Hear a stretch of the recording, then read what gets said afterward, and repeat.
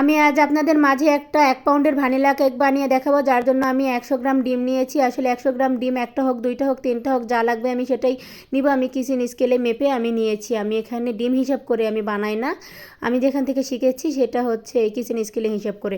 এরপরে আমি কিচেন স্কেলে ঠিক শুকনো উপকরণগুলো মেপে নিচ্ছি। প্রথমে দিয়েছি ময়দা, তারপরে কর্নফ্লাওয়ার, এরপরে আমি দিব বেকিং পাউডার, তারপরে আমি দিব হচ্ছে ভ্যানিলা পাউডার।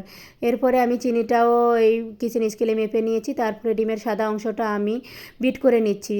আর কিছুটা বিট করার পরে তারপরে আমি দিয়ে দিব হচ্ছে গুঁড়ো চিনি আস্তে আস্তে। আর কুসুম ছাড়া করলে তাড়াতাড়ি বিট হয় আর ফ্লাফি হয়।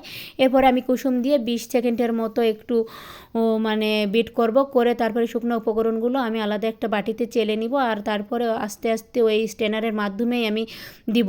আমি এমনভাবে দিব যাতে পুরো জায়গাতেই পড়ে, আর স্ট্রেনারের মাধ্যমে চেলে দিলে এটা পুরোটাই পড়ে। আর তাছাড়া আমি যদি চেলে অন্য বাটিতে রেখে দিই তাহলে এক জায়গায় পড়ে।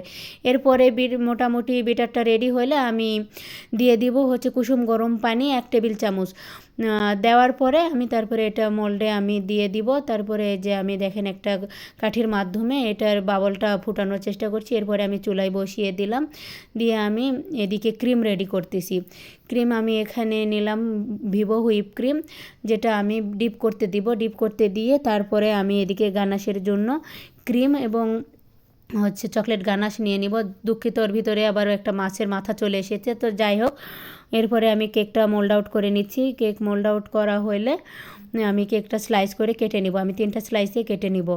আপনারা দেখুন কতটা পারফেক্ট হয়েছে কেকটা। আমি 3টা স্লাইসে কেটে নিয়েছি, দেখতেই পাচ্ছেন। তারপরে আমি হচ্ছে ক্রিমটা ডিপ থেকে বের করে এখন আমি ক্রিম রেডি করব। 80% হয়ে যাওয়ার পরে আমি ওর ভিতরে আইসিং সুগার, তারপরে ভ্যানিলা পাউডার এবং চকলেট গানাশ দিয়ে দিব। চকলেট গানাশ আমি যেটা তৈরি করেছি অর্ধেকটা এখানে দেবো আর অর্ধেকটা কেকের স্লাইসে দিব। তারপরে এটা আমি ফুল স্পিডে বাকি 20% আমি কমপ্লিট করে তারপরে এটা পাইপিং ব্যাগের ভিতরে আমি সুন্দরভাবে ঢুকিয়ে নিয়ে বোর্ডের ভিতরে একটু দিয়ে কেকটা সেট করার জন্য দিলাম, যাতে কেক নড়াচড়া না করে। দেওয়ার পরে আমি কেক বসাবো সুন্দরভাবে আস্তে করে বসাই।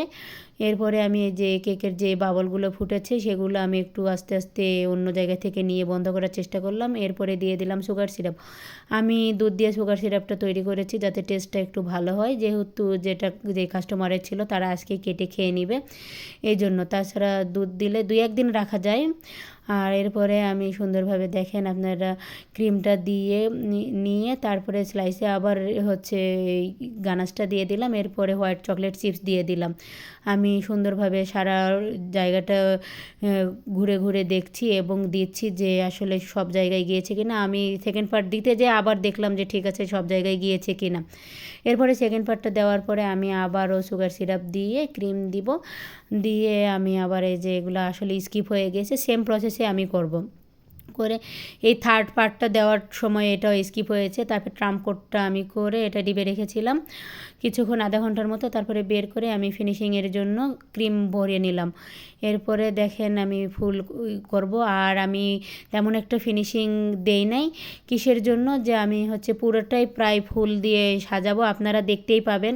আমি চাচ্ছিলাম যে সাদা একটা ফুলের উপর মনে হয় যে অনেকগুলো প্রজাপতি বসে আছে রং বেরঙের, এই সিস্টেমটা আমি করার চেষ্টা করেছিলাম। আমি জানি না কতটুকু হয়েছে, আপনাদের কেমন লেগেছে আপনারা অবশ্যই জানাবেন।